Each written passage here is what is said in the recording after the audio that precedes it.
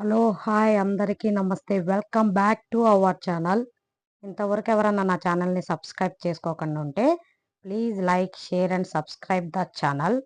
ఈరోజు రైడింగ్ వచ్చేసి Aurangabad to Nashik. So Aurangabad to Nashik వెళ్దామని నేనైతే ప్లాన్ చేసుకున్నాను, కానీ నా ప్లాన్ చేంజ్ అయిపోయింది. సో ఔరంగాబాద్ టు స్వయంబకేశ్వర్ వరకు అయితే నేను నా రైడ్ని స్టార్ట్ చేశాను. ఔరంగాబాద్ నుంచి త్రయంబకేశ్వర్కి అయితే 211 కిలోమీటర్ల డిస్టెన్స్ ఉంది. సో నేను ఎర్లీ మార్నింగ్ 5:30కి అయితే స్టార్ట్ అయిపోయాను. 5:30 స్టార్ట్ అయిపోతే నాకు త్రయంబకేశ్వర్ వెళ్ళేసరికి 10 o'clock అయిపోయింది. సో ఇంకా టెంపుల్ దగ్గరికి వెళ్ళిపోతే టికెట్ తీసుకోమని చెప్పారు. టికెట్ వచ్చేసి 200 రూపీస్ అనమాట. నాకు దర్శనానికి అయితే 3.5 hours అయితే టైం పట్టింది. చాలా ఎక్కువ క్యూ ఉందనమాట. ఇది వచ్చేసి N160 హైవే అనమాట. ఈ లైన్లో అయితే 2 టోల్ ప్లాజాలు ఉన్నాయి. ఇది షిరిడి నుంచి ఒక 10 కిలోమీటర్స్ ముందుకు వచ్చాక మనకి ఈ NH160 హైవే తగులుతుంది. సో ఈ హైవే మీద వెళ్ళిపోయామంటే మనం డైరెక్ట్ నాసిక్ వెళ్ళిపోవచ్చు. నాసిక్ నుంచి త్రయంబకేశ్వర్కి ఒక 30 కిలోమీటర్స్ డిస్టెన్స్ అయితే ఉంటుంది. నాసిక్ సిటీ ఎంటర్ అయినాక సిటీలో నుంచి మనం అయితే త్రయంబకేశ్వర్కి వెళ్ళిపోవాలా.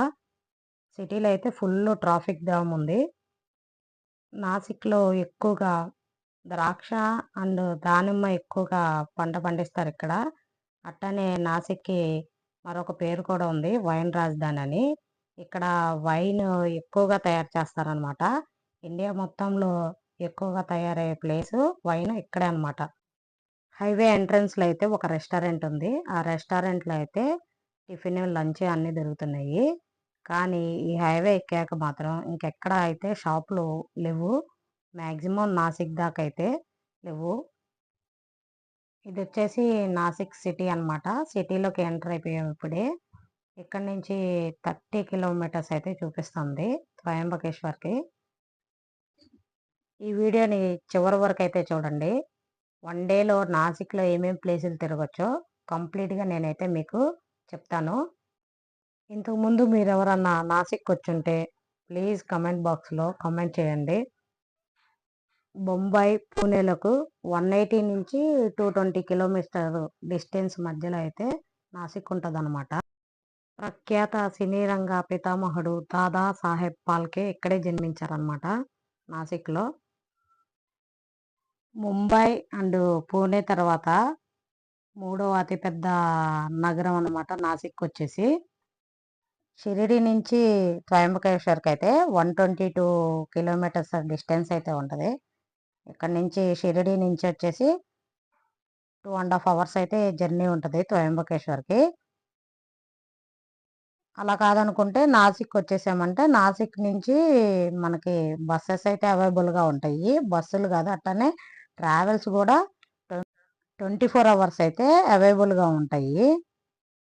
అలాగే నాసిక్లో అయితే చాలా టెంపుల్స్ ఉంటాయి. ఆ టెంపుల్స్లో మెయిన్ చూడవలసిన ప్లేసెస్ వచ్చి పంచవాటి ఒకటి ఉంటుంది, ద్వారకా ఒకటి ఉంటుంది, ఇంకొకటి వచ్చి సీతా గుహ అని ఒకటి ఉంటుంది, ముక్తిధామ్ మందిర్ ఒకటి ఉంటుంది, అట్టనే పాండవ కేవ్స్ అని ఉంటాయి గృహలు. అవి కూడా బాగుంటాయి చూడడానికి.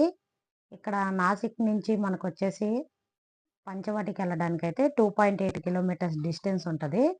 మినిమం 10 minutes అయితే టైం పట్టిద్ది అనమాట. పంచవటి నుంచి సీతా గుహకి వెళ్ళడానికి అయితే ఒక 500 మీటర్సే ఉంటుంది. పంచవటి బ్యాక్ సైడ్ అయితే సీతా గుహ ఉంటుంది అనమాట.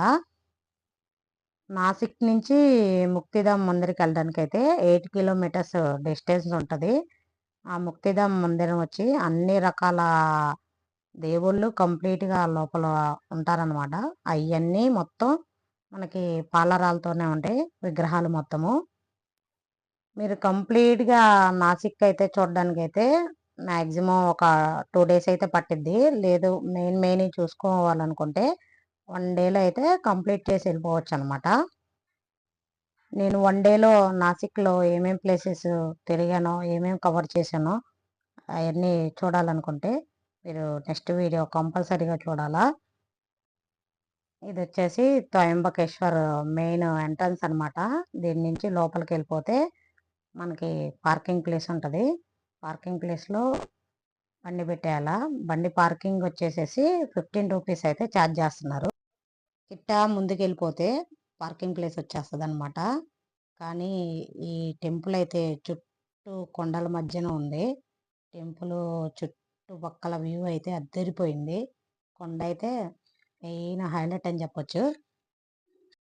ఈ టెంపుల్ దగ్గర ఎక్కువ దొంగతనాలు జరుగుతాయి. చాలా జాగ్రత్తగా ఉండాలా. ఆల్రెడీ అనౌన్స్మెంట్ చేస్తూనే ఉంటారు. షాపులలో అయితే మరీ దారుణంగా అమ్ముతున్నారు. అన్ని డబల్ రేట్లు ఉన్నాయి. ఇక్కడ ఏమన్నా తీసుకునే బదులు ఇంకొంచెం బయటికి వెళ్ళిపోయి బయట తీసుకోవటం బెటరు. గోదావరి వచ్చేసి ఇక్కడే పుట్టిందనమాట. ఈ కొండపైన నుంచి 500 స్టెప్స్ ఎక్కి పైకి వెళ్ళామంటే గోదావరి నది ఉంటుంది. అలాగా కాకుండా రీసెంట్గా రోడ్డు కూడా వేశారు. రోడ్డు మీద వెళ్ళిపోవచ్చు. మొత్తం ఘాట్ రోడ్డు అనమాట. సమ్మర్ స్టార్ట్ అయిపోతుంది కాబట్టి రైడింగ్ చేసే వాళ్ళంతా సేఫ్గా రైడ్ చేయటం చాలా బెటర్ అనమాట. ఈ చుట్టుపక్కల అంతా కన్స్ట్రక్షన్ వర్క్లు అయితే జరుగుతున్నాయి. కొత్త కొత్త బిల్డింగ్స్ అయితే కడుతున్నారు. కానీ అంతా చాలా డస్ట్ అయితే ఉంది. చుట్టుపక్కల ఉన్న బిల్డింగ్స్ కూడా అయితే చాలా బాగున్నాయి.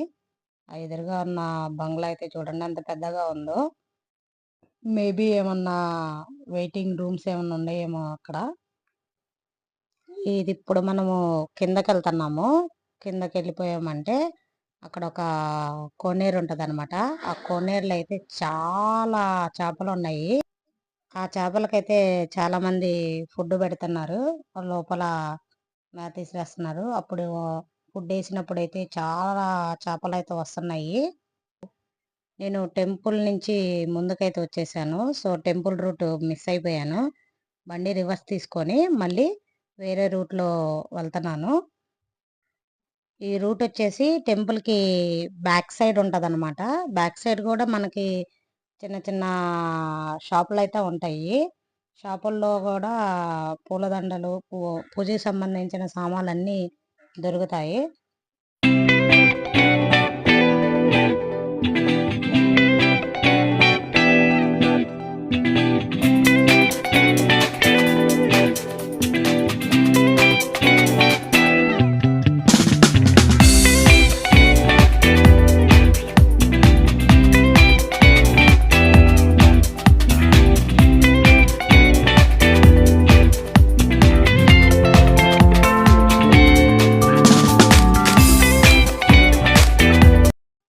ఎదురుగా అయితే ఒక పెద్ద కోనేరు ఉంది.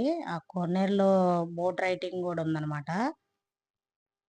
ఆ కోనేరు చాలా పెద్దగా ఉంది. ఆ కోనేరు నుంచి కొంచెం ముందుకెళ్ళామంటే మనకి రైట్ సైడ్ వచ్చేసి టెంపుల్ ఉంటుంది అనమాట.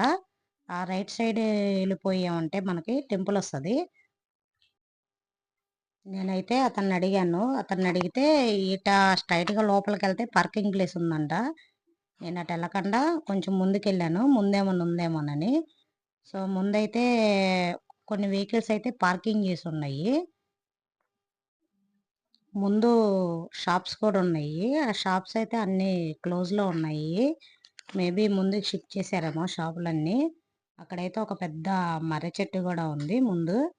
ఆ మర్రి చెట్టుకి ఇంకొంచెం ముందుకు వెళ్ళామంటే అక్కడ ఒక కోనేరు ఉందన్నమాట. ఆ కోనేరులో మనం ఇందాక చూసింది కాకుండా ఇదొక కోనేరు అనమాట. ఇందులో అన్ని చేప పిల్లలు ఉన్నాయి. ఇట లైన్గా కార్లు పెట్టున్నారు కదా.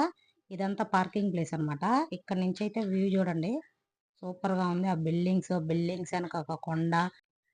ఈ వీడియో కనుక మీకు నచ్చినట్టయితే please like, share and subscribe the channel. Part 2 వీడియోలో మీకు వన్ డేలో నాసిక్లో ఏమేమి తిరగొచ్చో నేనైతే మీకు ఎక్స్ప్లోర్ చేస్తాను.